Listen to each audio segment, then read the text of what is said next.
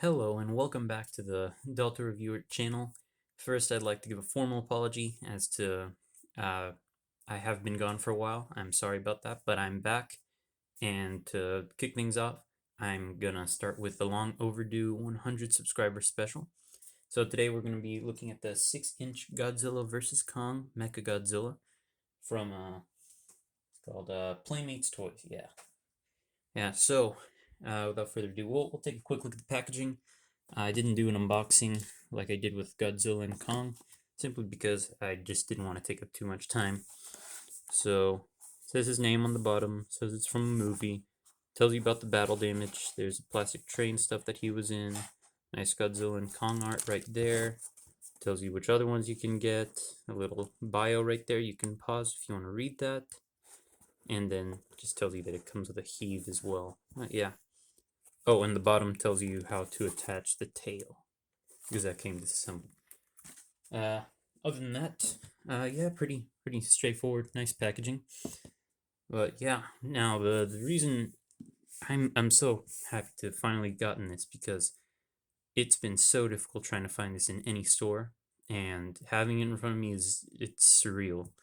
Um, so I'll go ahead and start with details before I get into articulation. So it's actually quite movie accurate. I was comparing this with the SH Monster Arts figure that's going to be coming out at one point, and it's almost one-to-one detail. I guess it's just not as defined, because if it was, then it'd be a little bit too sharp for kids' hands. It's got a really long tail, which is very good. I'm glad to see that. And surprisingly, my favorite details are these kind of panels right here that have the X's on them, and the similar ones right here on his arms as well. The claws look very cool, and I like this head mold a lot. And he does have 3 rows of spines. So yeah, very nice looking. And I do like these little bits of red that peek in behind from, it just shows the inside. Overall, here's just a little closer look at the head, get a better idea of how that looks. And it can look properly forward as well, so that's very nice. And yeah, and I suppose it's real quick, I'll show off the little accessory it comes with. Comes with a Hollow Earth anti-gravity vehicle, and it's in the like lift-off mode. Can't be changed if it wants to focus, but it has a little bit of some bronze for the window, and yeah, it's simple, but it gets the job done. It's a nice thing to play with. It's not in scale with Mechagodzilla, but it doesn't have to be. Just the fact that it's already smaller than him is enough. Yeah, so just a nice little cool accessory they threw in. Doesn't have, I mean, you can get a figure stand and kind of stand it up, but yeah. So, articulation for this guy is actually better than Godzilla, which I find weird. But, I mean, I guess that's what Mechagodzilla is supposed to be, better. But the mouth can close and open quite a bit. Nothing at the neck. And then the arms, only up here they move. They can forward, backwards, side, outwards, like that. Nothing at the wrists.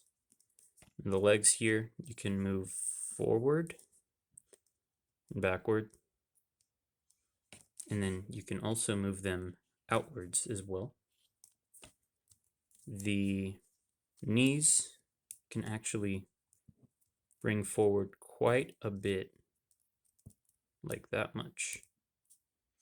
So it kind of even looks a little unnatural, but yeah, so you have a lot of movement right there. And then the feet, just so it could fit in the box, they're kind of put in at an angle, but you can move that to get some different poses. And then the tail finally is on a ball joint. One thing about this tail is that because of the material that this toy is made of, in transit it may melt and the tail may warp, so some people get completely different Mechagodzilla tails. My one complaint on this is that I wish there was better quality control, because this part right here of red was obviously supposed to be more indented towards here.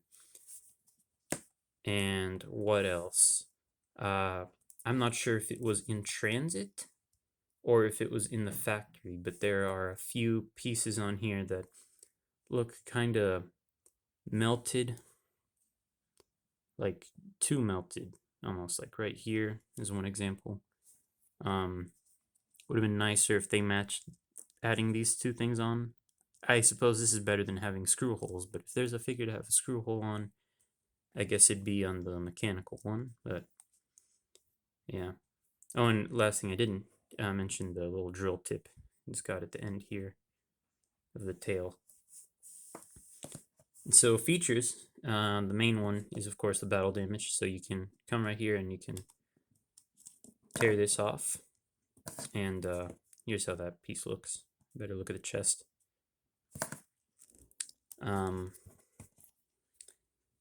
So as you can see, it's dark gunmetal gray done here, and these look like missile pods. So whenever playing with this, I can definitely imagine just having this be, oh, you damaged Mechagodzilla, but then it's like, oh no, it's got missiles underneath. So just some nice, fun stuff to do. Adds more playability, fits in, it goes in line with the rest of the other Godzilla vs. Kong toys. And then, this is really surprising, but if you have the heat ray from Godzilla, or I mean the atomic breath, I don't know why I call it heat ray, I was just calling it the name of the package, said it. Can open his mouth, and he has the same system, so he's got a ball plug up in there. And although it's not the right color, that's a nice look to have. And you just saw him move a bit, and that is another drawback of the figure. I'm not sure if it's during construction or shipment, but heat no doubt loosens his leg joints. They're a little loose, but you can just support him with his tail, and he's fine. He's good. One other detail I forgot to mention is that the inside of his mouth is also painted. And is the top? No, the top isn't, but perhaps you can get a better look at where the hole is that you attach the atomic breath beam in. But yeah, so height-wise, he's a little over 6 inches tall, and then lengthwise, he is about 10 inches long. And I suppose I should show that better off to you. There you go. Yeah. So he's actually quite long and big, and that's very good. He scales well with, it's not a review if the light doesn't fall down. He scales well with Godzilla. You can even pose Mechagodzilla to the point where he appears taller. See, I'm just having troubles with the tails and stuff, but let me just try this. There we go. Show a little example. See the feet going off there. Then here he is with Kong. Just show how they all look together, and they all look great together. It's awesome to have the trio. I hate how people are scalping this guy. This toy is not worth the $60 you'll find him on eBay for. I definitely believe it is worth $10. It's a great figure. If you want a Mechagodzilla, a good Mechagodzilla at that, then I definitely recommend this figure if you can find it. Don't go out of your way to pay an exorbitant price for it. Do yourselves that favor. And yeah, that's about what I've got to say about this awesome Mechagodzilla. It's whenever there's too much posability in a figure, I feel like it limits the playability of a toy. But the fact how there are options means that it only adds to the playability. So although it would have been nice to move this and this, all that, there are other figures, or there will be in the future, that will do that job. Overall, this is a great figure. Definitely recommend it. And I'd say 10 $15 US is probably the best price to pay for it. Not sometimes I just leave them on display without the chest plate. I just think it looks cool. Yeah. So that has been the review of Godzilla vs. Kong, Mechagodzilla. Like, subscribe if you like what you saw.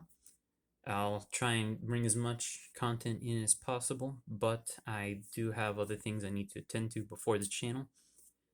In the meantime, go ahead and check out some of my other playlists and the reviews for Kong and Godzilla. So yeah, have a great day, and I'll see you some other time.